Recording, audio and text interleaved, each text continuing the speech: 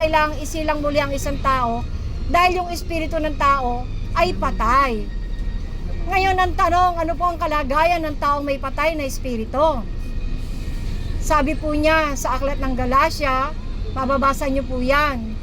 Ang gawain daw po ng mga taong may patay na espiritu, yung mga taong walang takot magsinungaling, yung mga taong walang takot mandaya, kaya marami pong scammers, maraming mga naloloko maski sa Facebook at iba't ibang social media.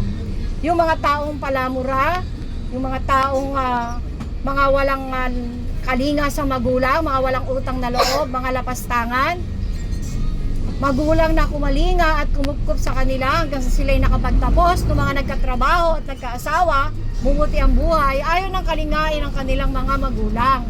Ang unang utos po ng salita ng Diyos na may kasamang pangako sa aklat ng Efeso, sabi po dyan, kalingain mo ang iyong magulang, igalang mo, upang ang buhay mo ay mapabuti at humaba. Yan po ang salita ng Diyos.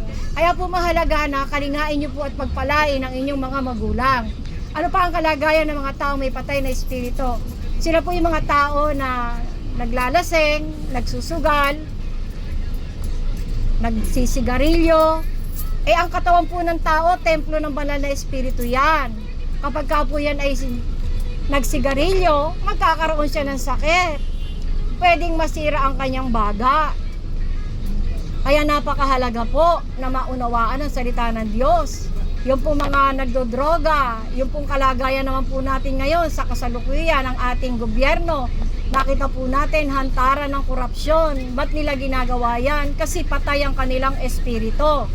Kaya ngayon, wala silang takot sa Diyos. Ang nakikita lang nila ay pakinabang. Mga profesional, nagsunog ng kilay upang matapos ang kanilang naabot na mga profesyon. Pero naging mga mahuhusay lamang na magnanakaw sa kaba ng bayan. At hindi sila nahihiya. Bakit? Patay ang kanilang espiritu. Wala silang kaugnayan sa Diyos na buhay.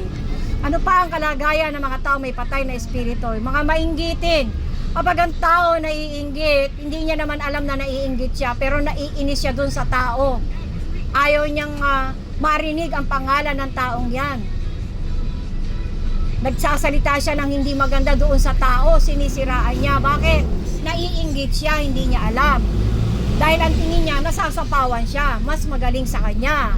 O itong taong ito ay mayroong kakayanan na nakikita niyang higit sa kanya. Kaya po mahalaga talaga na ang buhay ng isang tao nakakakilala sa sinasabi ng salita ng Diyos para alam niya kung anong klaseng damdamin ang dapat niyang maging damdamin habang nabubuhay sa daigdig na ito. Napakarami pong kalagayan na makikita sa tao na may patay na espiritu. Ngayon, paano naman mabubuhay ang patay na espiritu ng isang tao?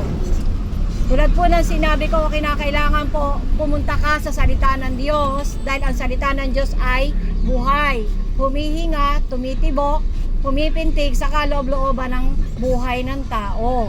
Ang salita po ng Diyos, sabi sa aklat ng Santiago 1:18, ikaw ay isisilang muli sa pamamagitan ng salita ng katotohanan.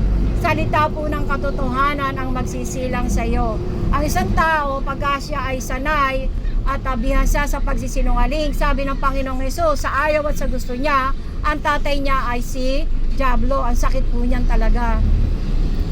Pero sabi po ng Panginoong Hesus, siya daw po ang katotohanan, katotohanan at katotohanan. Siya ang daan, siya ang buhay na walang hanggan. Kaya po, mahalaga na maisilang muli ang espiritu ng tao. Isisilang sa pamamagitan ng paglilinis at pagbabagong likha ng banal na espiritu. Yan po yung sinasabi sa Titus 3:5. Kaya po napakahalaga po talagang maunawaan nyo at mabatid ang sinasabi ng salita ng Diyos. Kapag ang isang tao dumating na sa hangganan, ang impyerno po may pintuan papasok pero wala na siyang pintuan para makalabas pa ang espiritu ng tao na nabilanggo na doon. Kaya po inyo pong saliksikin ang salita ng Diyos dahil yan po ang bubuhay at babago para sa iyo.